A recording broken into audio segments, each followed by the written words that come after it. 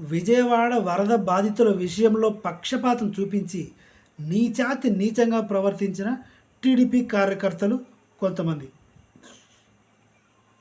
ప్రజలని కన్నబిడ్డల్లాగా చూసుకుంటానని చెప్పి హెలికాప్టర్ నుంచి బురదలో కుక్కకి విసిరేసినట్టుగా విసిరేశారు ఫుడ్ ప్యాకెట్స్.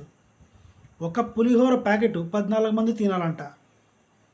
టీడీపీ కార్యకర్తలు కొంతమంది, ఇది వైసీపీ కాలనీ కదా, ఇక్కడందరూ జగన్ పార్టీ వాళ్ళే ఎక్కువ మంది ఉంటారు, వీళ్ళకి ఫుడ్ ఇవ్వద్దురా అని తన టీం వాళ్ళకి చెప్పారు. ఇది ఎంతవరకు అమానుషం? ఫుడ్ విషయంలోన కరువు వచ్చి తినడానికి తిండి లేక పసిపిల్లలకి పాలు లేక అల్లాడిపోతుంటే జగన్ పార్టీ వీళ్ళు అనే ఉద్దేశంతో ఫుడ్ ప్యాకెట్స్ ఇవ్వలేదు. ఇది టీడీపీ కార్యకర్తలు చేసింది. చంద్రబాబు నాయుడు గారు చేసిన మంచి పనులు ఏంటో చెప్తా. తిప్పి కొడితే 10 బోట్లు లేవు. 2 లక్షల మంది జనాభా ఆల్మోస్ట్ రోడ్డు మీదకి వచ్చారు. విజయవాడ సగం మునిగిపోయింది. 10 బోట్లు కూడా లేవు. మొన్న అయితే ఒక బోట్ తిరిగింది. ఆ తిరిగిన 10 బోట్లు కూడా ఎవరైతే విఐపీస్ పొలిటికల్ ఫ్యామిలీ నుంచి ఉన్నారో వాళ్ళని సేవ్ చేయడం కోసం మాత్రమే పనిచేశాయి. ప్రైవేటు బోటు యజమానులు దారుణంగా దోచుకున్నారు విజయవాడ ప్రజల్ని.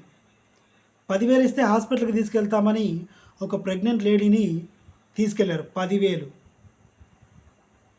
పిల్లాడికి పాల కోసం కావాలి, కొంచెం అక్కడ దాకా వెళ్దామంటే 4,000 అడిగారు.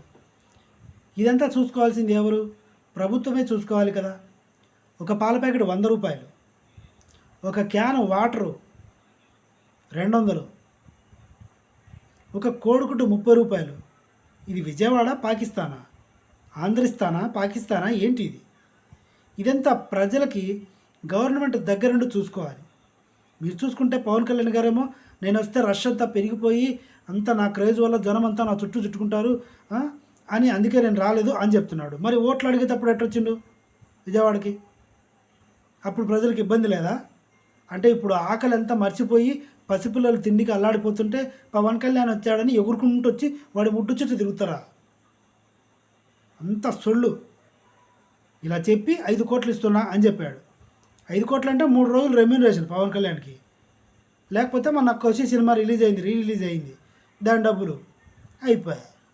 నీచాతి నీచం, ఉన్మాదులు, టెర్రరిస్టు మీరు. అలా పసిపిల్లలకి తిండి పెట్టుకోవాలరా నాయన అంటే మీరు జగన్ పార్టీ మీకు మేము ఇవ్వమంటే టెర్రరిస్టులు మేలు. పాకిస్తాన్లో ఎందుకు సిగ్గుపోతుంది చెప్తే? భారతదేశంలో ఉన్నాము కదా మనం కూడా.